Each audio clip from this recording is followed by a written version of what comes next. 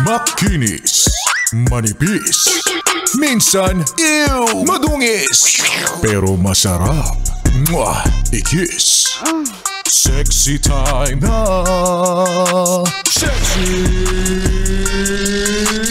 Megan!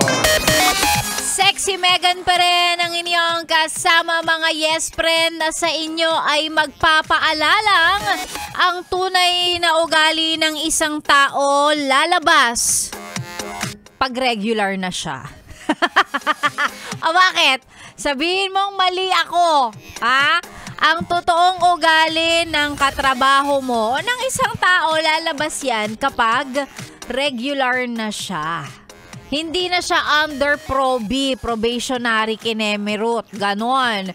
Kasi delikado pa pag pinakita niyang totoong tamad siya, hindi siya willing to work under pressure at hindi siya willing to work on holidays and extended hours at pag pinakita niyang mareklamo siya, pwedeng hindi siya ma-regular. Kaya yung mga ugali, ang mga totoong ugali, lalabas yan pag regular na sila.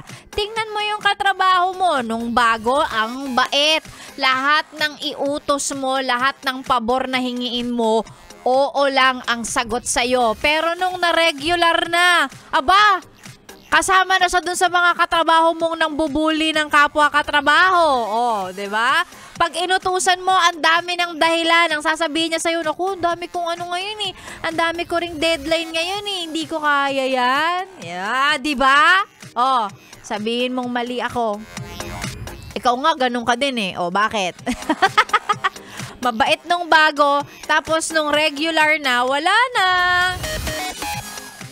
Kitang-kita na ang kasamaan ng ugali. Talaga naman. Hindi kita masisisi, yes, friend. Baka talagang, mukhang talagang ganun eh. Ganun tayo.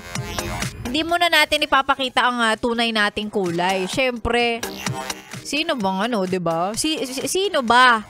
Sino ba magpapakita kagad ng mga masasamang ugali niya? O, diba? Alam nyo na yan. Kaya wag kayong magpapabudol, wag kayong magpapalinlang. Minsan nakala mo mabait pero hindi, naku, hindi totoo yan. Ay nako, ay magandang umaga na lang muna sa mga nagpapa-shoutout sa atin.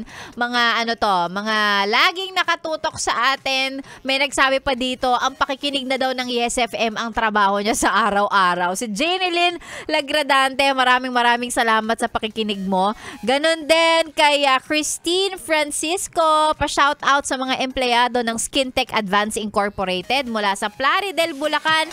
Naka-tune in sa atin. Konting kembot na lang po, magta 13th month pay na tayo, laban lang. Ay, totoo yan. Konting kembot na lang.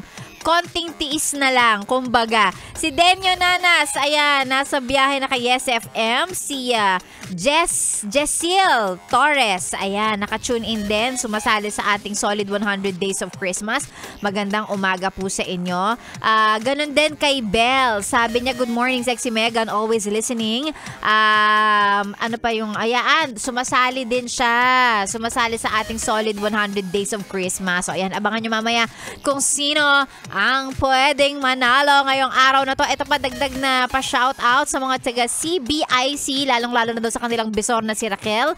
Shoutout daw, magandang umaga sa inyo and thank you very much. Sexy Megan po ang inyong kasama para sa mga pa-shoutout o kung ano mang nais i-send. Bahala ka, pwede. I-send mo sa Facebook page ko, DJ Megan Yes FM. Yung mga pa-shoutout na yan, basahin natin mamaya. Hanggang mamaya tanghali pa si Sexy Megan dito lang sa stasyong masarap pakinggan habang nagre-relax ka dyan. This is 101.1 Yes FM. Solid!